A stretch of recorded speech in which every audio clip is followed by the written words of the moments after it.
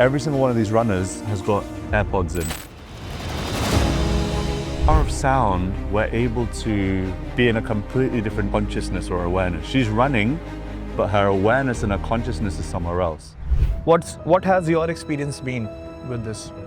Yeah, when we talk about chanting and finding ourselves, people get often confused because they think, how can repeating of sacred syllables, how will that help me to find myself? I see water and I keep on chanting water, water, water, or I'll say Krishna, Krishna, Krishna. How's that bit bigger than the other? Something more than the material. Yeah. It's like, okay, there's water, then there's juice, then there's coffee, and then some may say the next level up is wine, Wow. whiskey. You know, this is the material concept. This is how liquids are classed. Like, okay, muddy water versus pure bottled water. Different levels of water, let's say. How does bhakti yoga, chanting, or Bhagavad, right, help a guy who is anywhere and everywhere in terms of relationships? I think it really comes down to what are you looking for in your relationship. If you're looking just for a quick fling, the Bhagavatam is not going to tell you how to do that. Why do you feel there is a need to wear a chola, talk in a certain way or something like that? Yeah. And there are people who do that. What's your take on that? I think it has to be authentic and real in the sense that if you are living in an ashram or under the tutelage of a guru and you're dedicated to that path and you have a uniform, Yep. then that's cool. Okay. It's like if you had the police officer, he needs to wear a uniform. Yeah. Or she needs to wear a uniform. If you have a chef, the chef doesn't walk around like this. Which one of those n number of philosophies from Bhagavad should a Gen Z guy or a girl, or for that fact of matter, a millennial also? It's interesting how you said the word believe, because I was circling to our conversation again and tang kar raha hai mujhe, this word. And the word is belief Yeah, and faith. right.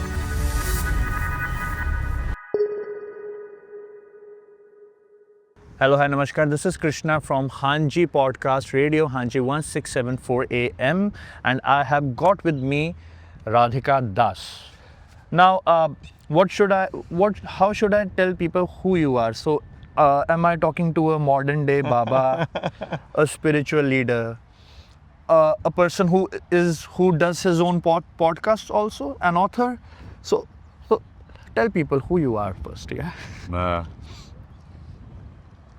Spiritual being, living a material experience, trying to find my way to the loving connection with the Supreme, trying to share that with others, whatever I've learned and whatever I've received, I'm trying to share that with others in different mediums, different formats. But I think mostly people will know me for the chanting and for singing and sharing that with the world.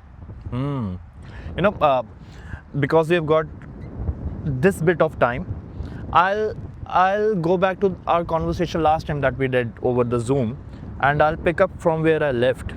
My last question to you was, when I'm on the path of spirituality, when I want to be someone who sees this is material and this is me and we are different and I need not associate myself with it, there are so much malicious thoughts that are going on in my head. And how does chanting help me find myself? What has your experience been with this?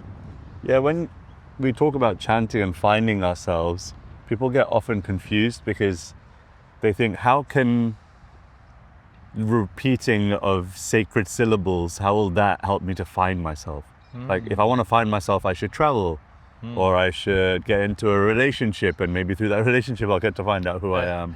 You usually stop identifying with yourself when you're in a relationship. or a breakup will maybe find you who you are, you know? So people don't often, nowadays anyway, in the modern context, think of themselves as being able to find themselves through spiritual chanting. The reason why I'm so, how can I say it best, convinced that it works is because I just see the power of sound all around us. Like, we're in the park, we're in Albert Park, right, in Melbourne. Yeah. Every single one of these runners has got AirPods in, or has got some sort of headphones in, and look, she's listening to something on her headphones right now. Yeah. Through the power of sound, we're able to be in a completely different consciousness or awareness. She's running, but her awareness and her consciousness is somewhere else. And so it works the same way that in the world today, it feels like we're all lost. Yep. We're all like completely lost and drowning in so many different thoughts and so many different desires. And so spiritual sound is like the playlist for the soul. It awakens the soul. It awakens something within that makes us feel, hold on a minute, I'm not just a material being. Yeah. There's something more to me. And how do I know that this particular sound is something which will take me to spirituality? And let's suppose if I'm saying, I see water and I keep on chanting water, water, water, or I say Krishna, Krishna, Krishna. How's that bit bigger than the other?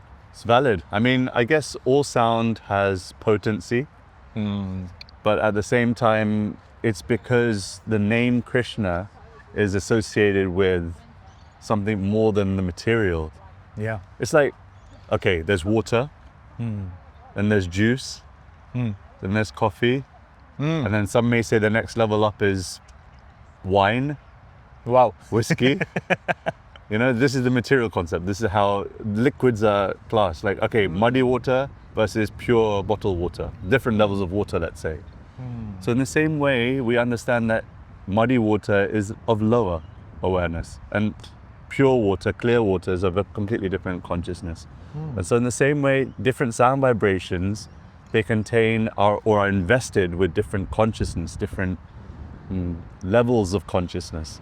And so the name Krishna, it's understood as Binatvan Nama Namino. There's a wonderful verse, Nama Chintamani Krishna Chaitanya Rasa Vigraha Purna Shuddha Nitya Mukto Binatvan Nama Namino. And that last part of the verse is really peculiar, really interesting, because it means that the name is non-different from Krishna. Oh.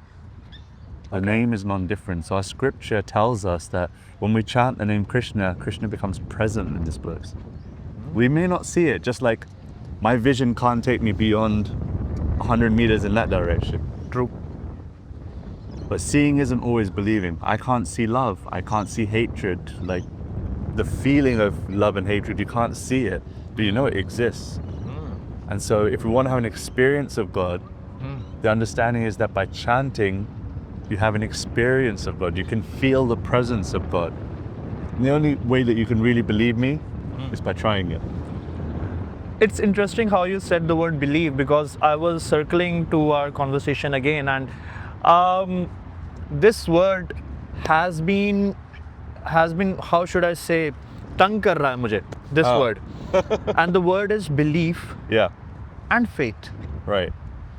How do you distinguish these two? Like, what is belief and what is faith?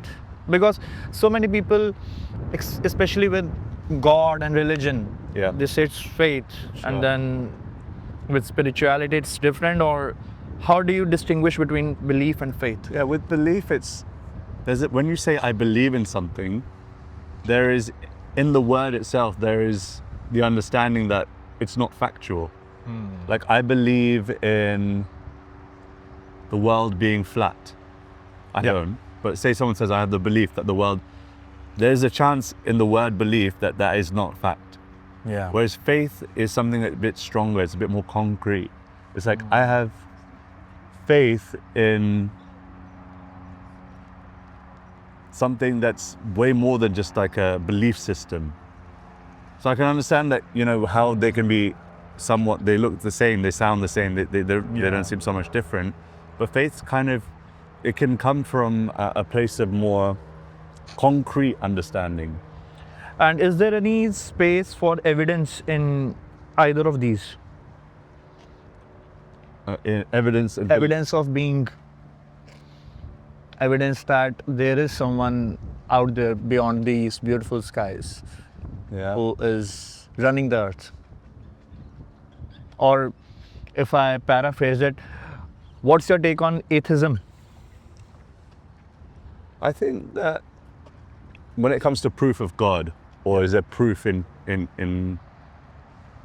any sort of divine being, I think we have to look beyond the material, because see, like when we talk about proof on the material level, like if you're trying to prove to me God exists right now, I'll say, what's your parameters that you're looking for me to prove it to you? Your parameters will probably be, I need to see, I need to hear, I need to feel. I need to feel. So on those parameters alone, that means you have to hone those certain, like if you want to see, you have to have the right vision to see, like the right glasses to be able to see. If you want to feel, you need to have the right heart to be able to feel. And if you want to hear, you have to have the right ears to hear. What was your moment of feeling, hearing and seeing that bigger being? Bigger being. I would say it came in a moment of despair, in a moment where I was feeling lonely. Breakup? We learn more from breakups than we do from most things in life, don't we? That is so right, yeah. But yeah, in a moment of breakup, I turned to chanting. I was looking for something more. And you know what, like, especially in Western culture, drinking and drugs and all that, that's very, very common from a young age. Yeah, that's what I was thinking. You could have gone either way. Yeah, and to be honest, I'd already done that and I realized like that's not going to bring me any clarity. Like, you know, when you really, like, okay, say 30, 40 years from now, once you've had a whole life of drinking, maybe people come to the awareness that this isn't the answer to life. Okay. I had that kind of epiphany quite young on, that this isn't going to answer the question of who am I? Why am I lonely in this world? And so I was looking for something else. Like, it was a genuine, like, search. Are people searching, like, because you are in this business, sorry to say that being We're all in business, some but right? sort of business. But because you are in this industry where people, you kind of have to tell people that you need to follow your heart and you need to find yourself or something like that on those lines. Do you think that people are trying to find themselves with the distractions that are there in this world? I think that what people are looking for most is to be happy. It's described in Bhagavad Gita, Ananda Mayo Bhyasat. People are looking and searching for happiness. And they think that they're going to find happiness by understanding the self, like, who am I in this world? Or they think they're going to find happiness by accumulating things, or find happiness by multiple relationships, or happiness by moving to another country. If I move to Australia, then imagine how happy I'll be. We're all searching for happiness. And I think that the search for true happiness starts with understanding that you're more than this body. That there's a potential that you're more than this body, more than your mind. Now I've got two ways where I can take this chat to. I will touch both bases, but I want to ask you, which one should I touch first? Relationships or Bhagavad? I feel like your viewers will probably want to know about relationships, so we could do that. No, they're very much intellectual. Don't judge them. No, I mean, I'm into relationships. So, modern day dating. Actually, you know what? I'm going to tell you something differently. Yeah. I think the Bhagavad is relationship. Oh, okay. Elaborate. I think the Bhagavad is love disguised as philosophy. I think that relationship of loving connection to the Supreme is what the whole Bhagavad is about. Krishna and the relationship to his disciple, to his friends, to his lovers, to his mother and father. That's what the Bhagavad is all about. It's love disguised as philosophy. And which one of those n number of philosophies from Bhagavad should a Gen Z guy or a girl, or for that fact of matter, a millennial also, should inherit and see about his dating life or how they want to? Because I know, see, your parents, your siblings, you don't choose them, right? You choose your partner. And in today's time, I see my peers and I see people younger to me. I see them, they are too much fast. They are too neglecting of the fact that I can forgive you also. Yes. It's not necessary that I have to end it. I can forgive. and I can move on, and I can have a broader sense of being, right? So how does bhakti yoga, chanting, or Bhagavad, right, help a guy who is anywhere and everywhere in terms of relationships? Big question though. It's a big question. I think it really comes down to what are you looking for in your relationship. If you're looking just for a quick fling, the Bhagavatam is not going to tell you how to do that. If you're looking for a soulmate, then we could talk about it. Because in my opinion, what is a soulmate? It's someone that you do soul work with. They're going to do something much greater than just engage in physical contact. There's going to be meaningful, deep connection. I think that meaningful, deep connection is always centered around the Supreme. Like when we talk about things like, you know, what would please God the most? That's something that you can only really discuss with someone in a vulnerable way, with someone who's like your soulmate, not just like anyone and everyone. That is so right. What do you think? Coming from the point that pleasing God, Yeah. I've got another thing. Should I be God fearing or God loving? Or is this coexistent? Can't tell you what you should be. Still. I think each of us has to make a choice on what level we love God. So some people love God as God-fearing. They like the Almighty, the powerful, the Supreme. And see, like for me personally, I didn't love God. Let me say it a different way. I didn't love Krishna because he's God. I loved God because he's Krishna. Okay. Because of the sweetness, because of the loving aspect of God. So it didn't matter to me so much that Krishna is God. But when you hear about how the interactions that Krishna has with all of the residents of Vrindavan, Krishna deals with all of the people of Braj, and in Dwarka, and the stories, that very much attracted me. And you know, like I know most of your viewers are of an Indian origin. Yep. And you have to understand, like from my perspective, because I wasn't born in India, okay, yes, I was brought up in a somewhat Hindu background, but I wasn't so close to the mountain. You know, when you're really close to something, you can't see how great it is. But when you move away from it, Yeah, that is so right. you go, oh my God, this is incredible. And so for me, I didn't like grow up hearing Krishna stories. I grew up watching Power Rangers and Pokemon and that stuff, you know. So then when I did come across it, I was like, wow, this is really beautiful. So it's refreshing for me. And I think in one sense, it's a blessing that I wasn't born into it. Yeah, that is so right. You know, there is this saying in Hindi कि जो हरिद्वार रहते हैं वो रोज गंगा नहीं नहाते. Say bad. Right? It's true though. You go to Haridwar, they're not all... Yeah, but otherwise you're like, okay, I need to make the pilgrimage, and the ones who are living there, that is so right. And how else it has shaped bhakti in the aspect of normal routine or something.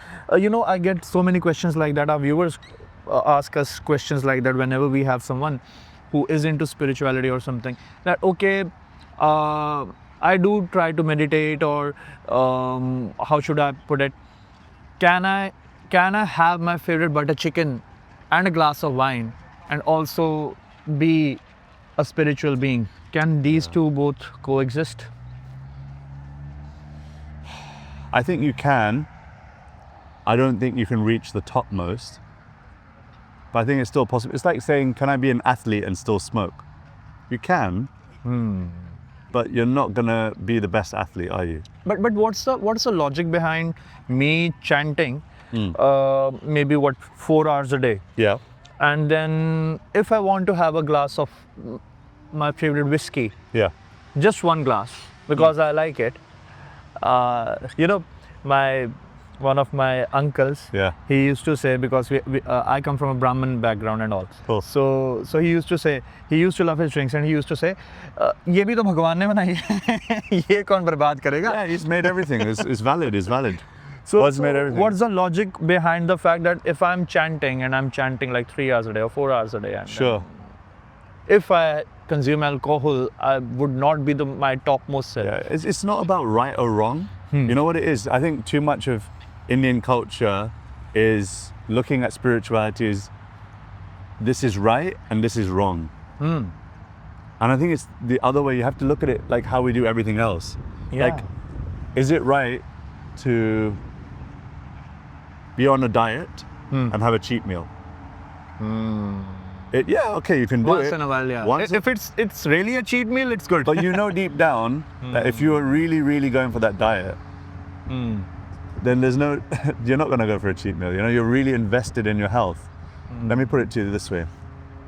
If a heart patient knew, if a heart patient knew,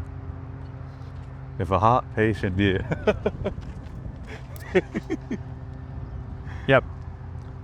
No. Okay. Carry on. If a heart patient knew that he only had 10 days to live,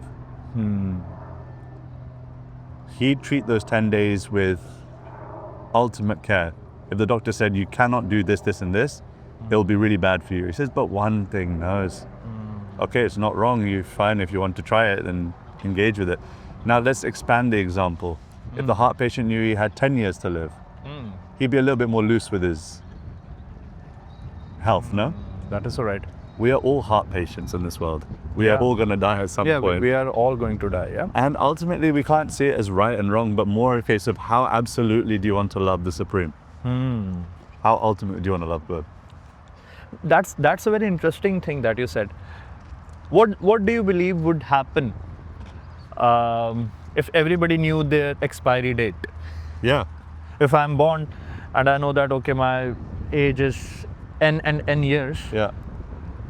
people would be more spiritual and I don't think so. religious. I don't think so. We all know we have an expiry date, but no one's any more. It's a choice. You have to kind of get with it. Like, you can't force. The point is, you can't force anyone to love. Whether you know your expiry date or you don't know your expiry date, you can't force someone to fall in love. Like, especially with God, how can you force someone? We all have to make a conscious choice. Like, it has to be like, you know, I want to work. I want to get big in the gym. Means you made a choice. Like, okay, that means you're going to follow a certain lifestyle. Yeah. And so when you decide, okay, I want to live a life less ordinary. I want to live a life where I'm loving the Supreme. And you know what it is? People, unfortunately, the propaganda is that if you are a religious person, you're very boring and you have no adventure. That is all right. I would fully contest that and say, look at my life. Like, it is very exciting. I'm meeting some of the most intelligent, wealthy, influential people. And it's all happening by the medium of trying to love God. So how does that work? all right. How is it that people who are the most loving towards God get the most access to some of the most incredible things in this world? So it's an adventure, and I don't think it's an adventure only for me. I think it's an adventure for everyone. So even if you're looking at it from that perspective, it's not boring. You know, what you have said, that people have this certain mindset about religious people per se. Yeah. A lot of it comes from the fact that there are so many superstitions that are attached to getting to know your God or getting to love your God, that logic seeks in, and then people who might be into the fact that they want to, you know, get to the God or be a higher self, as you say, right? Yeah. They're like, okay, this is all dogma, it's all a fugazi. Yeah. Yeah? Fancy word, yeah? So what's your take? How do I remove superstitions from my religion or from any religion? And also, are those are those superstitions valid? Yeah, I think there's a conspiracy element to this. If all of us were seeing religion not as superstitions and not as rituals that are empty, but we saw religion as what its essence is, which is to fall in love with God. Right? That's the essence point of religion. Religion comes from the word religare, which means to reconnect oneself with the Supreme. That's what religion's meant to do. So if we saw that as a central point, and every single person in Australia decided that they were going to love God, the government would fall apart. The government is built on the premise that people want to enjoy the material world. Every business is built around the principle that we want to enjoy. That is so right. So imagine a world in which everyone actually followed religion not for the sake of ritual and not for wealth purposes, but because they actually wanted to love God. And if I imagine there were only not 10 or 12 or 13 or I don't know how many religions in the world, how would that world would be? What's your I take have a on different theory on it. I think there are, how many people do live in the world? 6 billion? 8. 8 billion. Yep. I think there's 8 billion versions of religion. Because if religion needs to reconnect with God, does that mean there's only one way to do it? You can love God by even just walking in every step. Hare Krishna, Hare Krishna. Or you can look at the trees and think, Vriksha Valli Ama Soyali Susware, that my Lord is in every single leaf. That He is the breath of the wind that's blowing on our face. Or we look out onto the waters and we think, every drop is made by your mercy. Or we look into the sky and we see the sun. Where's the sun? Up that way. The sun and moon are like your eyes. Some people think like that. Some people need the name. So I think that every single person has their own religion, even those who are in the same community. Like, if I was to ask you, what does Krishna look like? And you close your eyes and you think, what is Lord Krishna? What is Vrindavan? You see something completely different in your mind. That is so right. So there are 8 billion forms of religion, in my opinion. And if there are 8 billion forms of religion, how does one think that there will be a world where there will be a harmony as such that you speak about? And how do I know that someone who's come all the way from London to Australia to teach me about spirituality or to take me somewhere else through chanting is right and my projection of God is wrong? When we speak about harmony and love, the example that comes to mind is about siblings. Do you have siblings? Yep. How many? I've got one sister. One sister. Elder sister, yeah. So 2 children born of the same parents. Yep. Are you different? Oh, very much. Very different, right? Would you both say that you love your parents? Yeah. So we may be all different, but the Supreme Father and Supreme Mother are the same. And they don't look at us like, oh, he's like this and she's like that. They see us all as their children. So when there's love, there is always going to be harmony. What sort of kid were you? What to your kind of parents? kid? Yeah. I was a peculiar child. Like, I was very philosophical. I liked music a lot. I liked art very much. I was painting all the time. Okay. My mum told me that one time she walked downstairs and I was watching the Houses of Parliament. Oh. And at the same time, I was very interested in all the things that other kids were interested in. And so, cartoons and action figures and wrestling and all sorts. So I'm no different from anybody. Favorite wrestler? It has to be Dwayne "The Rock" Johnson. John Cena. Yeah. John Cena, yeah? John Cena, yeah. He's retired now. yeah, just recently. Yeah. Right? Yeah, it's... How do you see this? Because I just turned 30. Yeah. And now I've got these, somewhat nephews and nieces who are going to grade 10 and 11 and it hits you okay. I'm getting old. Yeah. Look at this, man. I'm growing these great Yeah. hair. So when this first salt pepper thingy came up, what went into your head? I'm getting old, or you're like, okay, accept it. First and foremost, I was thinking, should I diet or not? Yeah.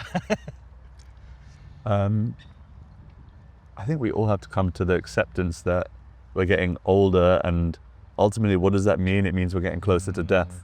Yeah. The most amazing thing in this world, Yudhishthira Maharaj says this when he speaks to Yamaraj. Yamaraj asks Yudhishthira Maharaj, what is the most amazing thing in this world? And he says that we see death all around us every day. Yeah. And we never think it's going to happen to us. Yeah.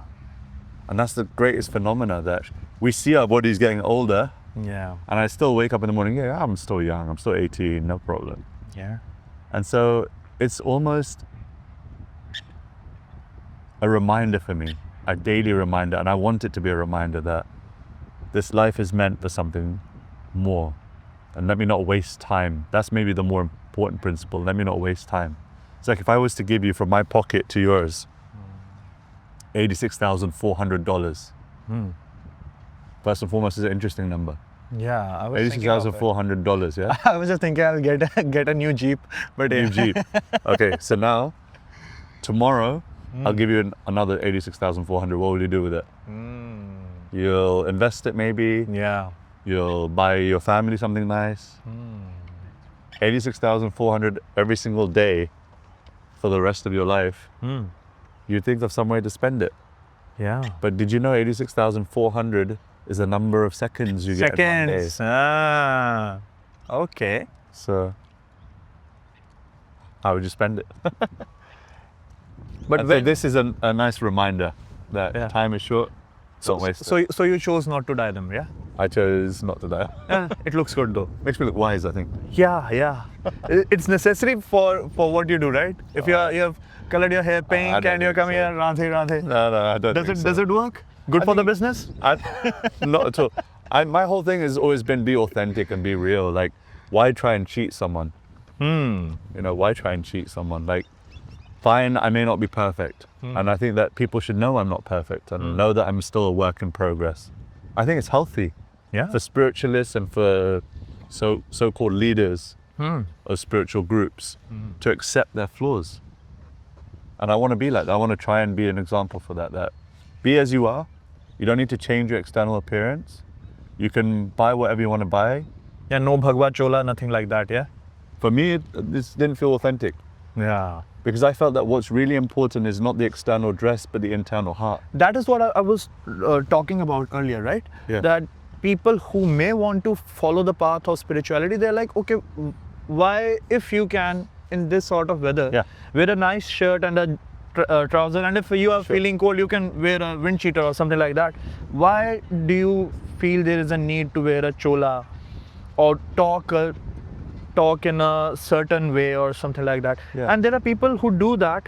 So what's your take on that? I think it has to be authentic and real in the sense that if you are living in an ashram or under the tutelage of a guru and you are dedicated to that path and you have a uniform, then that's cool. Okay. It's like if you had the police officer, he needs to wear a uniform. Yeah. Or she needs to wear a uniform. If you have a chef, the chef doesn't walk around like this. Yeah. Chef has to wear their chef's clothing. Yep. In the same way, yes, if you're part of an institution and you are in an ashram like a brahmachari or sannyasi and you're in that order, then cool, but that's not me. So why should I fake it? What's of those 86,000 seconds that you spoke about? Yep. How many of them you waste, and where do you waste them? Oh, many of them. I am an expert at doom scrolling. What's your screen time? Screen time is terrible. It's probably like 2 hours a day or something. It being too modest now. 2 No, hours a day is good, no? Oh, really? Yeah. I genuinely don't know, but that's also because I'm always out and about and doing something. So, yeah, no, doom scrolling is a bad habit of mine. What else do I do? What else do I waste time on? I like Premier League football. I support Manchester United. Oh, sad for you. I know. I'm still proud. But great legacy though. Yeah. And I mean, I love eating. I like good food, providing it's vegetarian and cooked in a sattvic place. And I like. Have you always been vegetarian? No, I used to eat non-veg when I was younger, but not in copious amounts. I never ate red meat. I never ate lamb. I never ate fish. It was just very it was kind of like all my friends are doing it, and I just wanted to try it. I'm a vegetarian too though, and I have never tasted any sort of meat or non-vegetarian dishes. But my logic behind that was never due to religion or spirituality. What's the logic behind the fact that if you are a religious person or on a path of spirituality, you should be consuming only vegetarian, or what do they call sattvic food. Yeah. And sattvic means no onions also, right? Yeah, I don't eat onions or garlic. Yeah. So what's the logic behind that? What do you think? Why am I vegetarian, or why? Okay, Yeah. So the principle is given in Bhagavad Gita, patram pushpam phalam toyam yome bhakta priyachati. Krishna says in Gita that if you offer to me a fruit, a flower, a leaf, or water, then I'll accept it if you offer it with devotion and love. And so it's not that I'm a vegetarian, I just know what Krishna accepts. Oh, okay. So I'm a Krishnatarian. Okay. So I'm not so fussed about vegetarian or not vegetarian. But when I initially gave up eating, I was just eating chicken. So when I gave up eating that, and that was only for like a year of my life, I decided to try it on my own, and my mom was okay with it, and my dad was okay with it, and I also quit on my own. I told them, I said, I'm not going to eat this anymore. And how about I was going to say drinking at or that something time. like that? Yeah. I mean, but with me eating at that time, it was more a case of I just decided like I didn't want to. I realized it was an animal. What's his name? Paul McCartney. He says that if slaughterhouses had glass windows, we'd all be vegetarian. That is so right. But it's because it's packaged in such a way people don't even think about it. Yeah. And with drinking, you asking, yeah. Also, I did do that when I was a teenager and tried it. Had a great time with it. But at the same time, when you have a higher taste, all that kind of stuff drops away. It's like when you eat Lindt chocolate. Yeah. Have you tried the Swiss Lindt chocolate? Oh yeah. Then you kind of go, what's Cadbury's? Yeah. Cadbury is not going to be happy with that, but yeah sure. It's an example. Yeah. So when you get a higher taste, like, I feel I'm very happy. Like I don't think anyone can convince me otherwise that there's another path. Now that I've traveled so much and seen so many different cultures and so many different types of trying to enjoy this world, when you find a way that kind of feels way better. I'm challenging you, like, if you listen to this and think I'm just trying to make myself look good, it's not at all that. It's more a case of if you are hearing this and feel you want to try a happiness that far supersedes that of just eating, sleeping, mating, drinking, and repeating, then I challenge you, try it out. Try out spirituality. Yeah, it's like, when you first start drinking, your friends have to convince you, like, come on, yaar, have one drink, it's so much fun. Yeah. And then you do it and you have fun. That is so right. So in our culture, especially in the Vedic culture, I'm trying to be the promoter for that. I'm saying, Are yaar, try it, it's so much fun. I'm having a great time doing it. You should too. And there are too many vegan options though. Yeah. In today's time, yeah? Yeah. So when the spiritual alternative is way better, you can't convince me that go back to the life that I had. It's like, that's gone now. How about coffees? You like them? Like having coffee or nothing? Yes, I do drink coffee from time to time. Yeah, time to time. Time to time. Nothing like that? Yeah. It's not like I'm a connoisseur by any means. So if someone said, what type or where do you drink and what's the best cafes, I wouldn't have a clue. But yeah, it's not conducive. But like I said, I'm not perfect. I'm working my way there.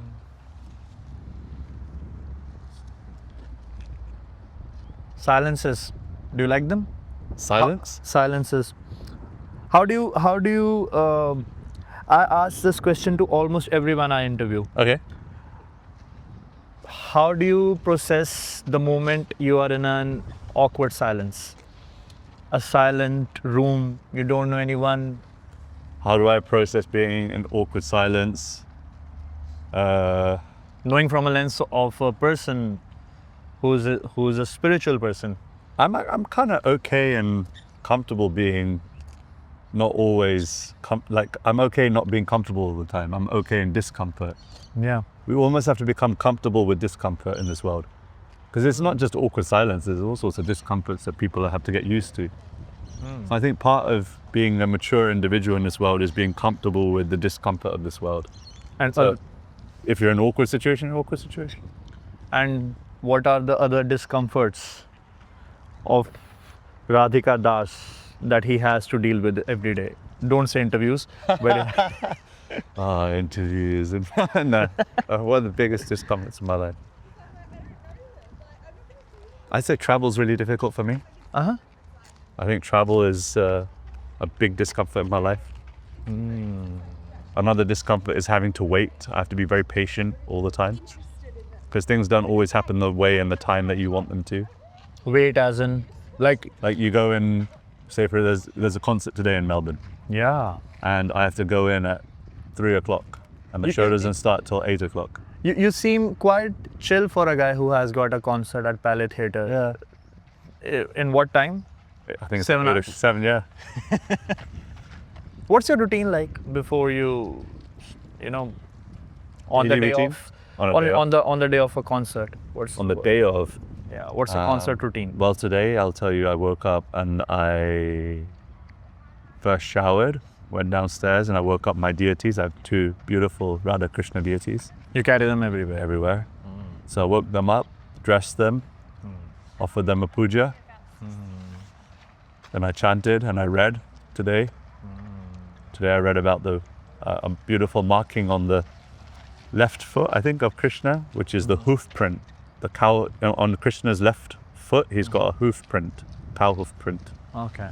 And it's meant to tell us that anyone who takes shelter in Krishna's feet is able to cross over what is symbolically like the world of problems, which is, it can be contained in the hoof print of a cow. So you can cross over all obstacles by Krishna's mercy. So I do that, and then I'll have some breakfast. I'll do an interview or 2. Then go and shoot some social media content. I think that's what we're doing later. Okay. Go into the venue, you load in all the instruments, you sound check everything, prep your consciousness, maybe eat something at that point as well. Get on stage and try and share. And you'll be in Sydney very soon. So what happens? Tell my viewers in Sydney. Yeah. What really happens at a concert where I buy a ticket for Radhika Das? How's the experience like? What's the experience of someone coming to a concert? I don't know. Great way to sell yourself. Well done. I have no idea what people's experience is. I mean, I see people chanting, I see people dancing, I see people crying, I see people moved, I see people shifting internally. What's going on is between them and their God. Yeah. It's between them and it always will be.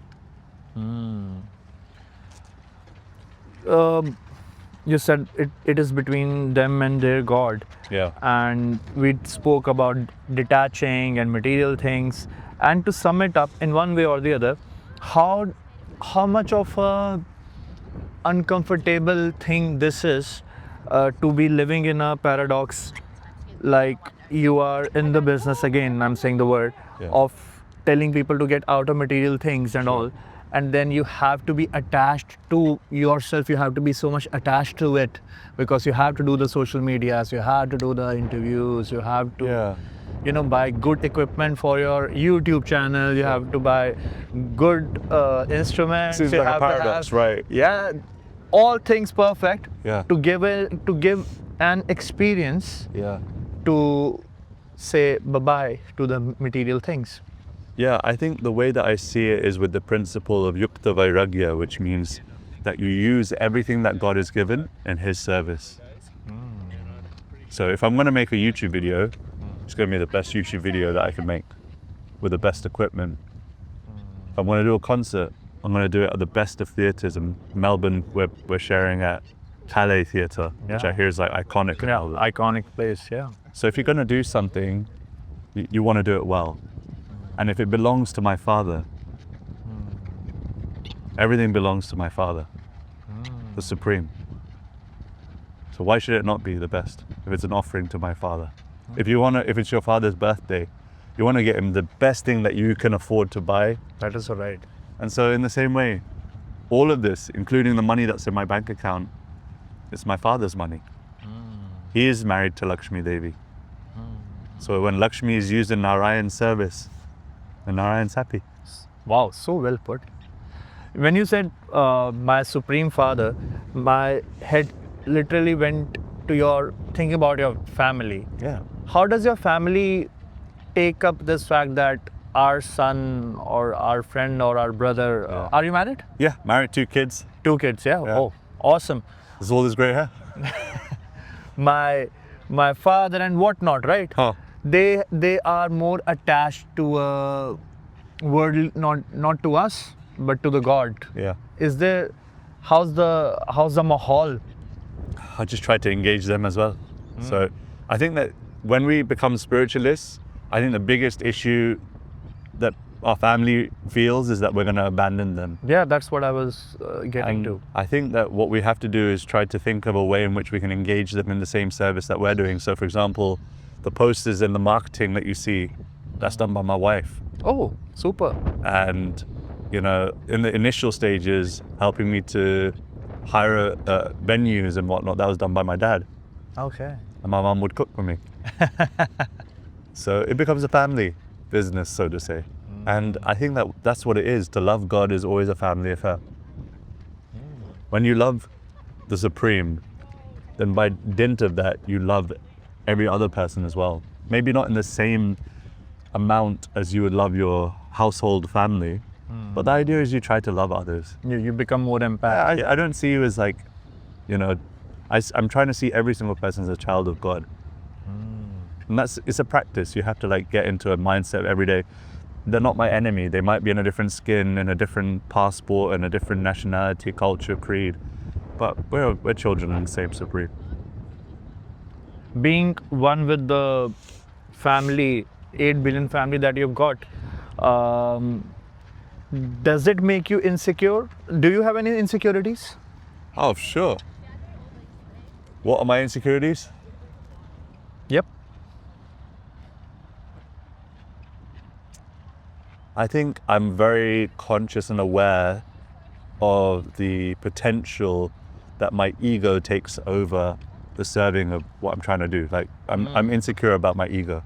I want to be more in Ahankar. Yeah. I'm insecure about that. Do you have flashes of that feeling ever? Every day. Oh. It's a practice. It's like, I think anyone that says that they're free of ahankar, I'd like to really challenge that. Because the material world is a place that you can't be free. What keeps you grounded then? How do you return? My chanting, my mala, my reading, my practice, my seva. And if you ever get too egoistic about the fact that you don't chant worry. this much, you know this My Lord's much. watching all the time. If I ever get too insecure about this and that, it just gives me one clip around the ear of some way or shape or form. I've seen it happen on a regular basis. Someone will just say something and it's... See, like when someone says something harsh to me or criticizes me, my 2 thoughts are, number 1, Krishna, you sent this for me to learn something. And number 2, it's an opportunity for me not to criticize that person in return. So, yeah, I'm not so worried about being corrected. I know that my Supreme Father will tell me. He'll correct me in the ways that he thinks is best. Do you question God? Yeah, I have conversations with God regularly. Not as in conversation wise. Then? But do you question, like, I love poetry. I write myself, and there is this poetry. It says, how should I put it? So it says, ਦਾਣੇ ਜਾਂ ਫਿਰ ਪੈਸੇ ਘੱਲੋ ਜੋ ਜੀ ਕਰਦਾ ਹੈ ਘੱਲੋ ਰੱਬ ਦੇ ਘਰ 'ਚ ਹਿੱਸਾ ਪਾਓ ਜੋ ਵੀ ਪੁੱਜਦਾ ਸਰਦਾ ਘੱਲੋ ਰੱਬ ਦੇ ਘਰ ਦੇ ਹਮਸਾਏ ਦੇ ਭਾਵੇਂ ਭੁੱਖੇ ਸੌਣ ਨਿਆਣੇ ਅੱਲਾ ਦੇ ਘਰ ਘੱਲੋ ਦਾਣੇ ਭਾਵੇਂ ਅੱਲਾ ਨੇ ਨਹੀਂ ਖਾਣੇ. It's in Punjabi, which it says that, okay, you offer your life, you offer whatever you want to offer, you offer food, you offer money, and still the Lord, still the God is killing millions. There are kids on the street who are famished for days. There are people who don't have a shelter. There are all sort of bad things in the world, and if there is only one Supreme that's leading us, why does he want his children to suffer? I don't think God ever wants us to suffer. See, from the Bhagavatam's perspective, we come to this world because we chose to come here. We wanted to enjoy separately from God.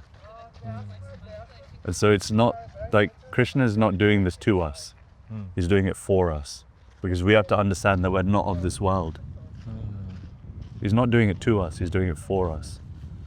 That we see all the suffering around us, but we're being completely naive and numb to it. We're just being ignorant about it. We're just saying, no, it's nothing to do with me. No, we're meant to see the suffering so that we go, let me try and do something, because these guys are also children of the same Supreme. And what do I tell that little 5-6-year-old girl who's being famished? You don't need to tell him anything, you just need to help him. If God, let me give it to you in an analogy. Once my grandfather guru, so my guru's guru, he was talking to one of his disciples. And he said, hey, in the corner, what do you see? And the disciple looks in the corner of the room, says, I don't see anything. Okay. And Srila Prabhupada responds, he says, I see the dust. So therefore, Krishna has allowed me to see the dust, so I should go and clean it up. Okay. So when you said, as soon as you said, when you see a famished child, Feed them. go and feed him. That means Krishna is allowing you to see that you can see this person is hungry. So all of the things that are happening for us is an opportunity for me to go, how can I be of some service in that one? If Krishna is showing me that there's suffering in this world, and he's bringing me to places where there's suffering, and I'm fortunate enough to be able to help them, let me help them. And what do we tell to the person who is suffering? So from their lens, from my lens, I understand, okay, I need to go and help in whatever capacity I can to anyone who needs help, But to someone who's suffering, who's just had a personal loss, who's just had a breakup, who's just lost a job, or from this to living as a refugee in a different country, or being poverty ridden for generations, for whole of this spectrum, the suffered, what do I tell him? How to go and seek God, with whom he or she might be very much pleased, I'm pretty much sure, right? Yeah, sure. So what's Radhika Das's message for them? Well, first and foremost, try and feed him, try and help them, try and lift them from their situation. And then once you feel they're on stable ground, you try and give them a message. And the message is, you're not this body. You're the spirit soul. And your ultimate purpose is to connect once more with the Supreme. And in that connection, you can be happy. Don't try and run around this world trying to find happiness. Today you have a sandwich, tomorrow you'll have a banquet dinner. That doesn't mean within. That's exactly it. Happiness is within. Whoops, pretty dog. And okay, we'll try to sum it up, because I know you need to be somewhere else. But I had so many questions, and it's been a lovely chat. I really need to say that. Some parts I wasn't so clear. No, you did awesome. You also know that you're too humble, and this humility, Never be too humble. and this modesty, and this learnings that you have all got. You must have had many teachers in your life. You want to mention a few of them? Yeah, it's nice that you mentioned humility. I heard this sentence on humility. Humility doesn't mean to think less of yourself. Doesn't mean I'm nothing. Humility means to think about yourself less. Oh, okay. Yeah, that is so right. So when you're less self-absorbed, you can think about greater things.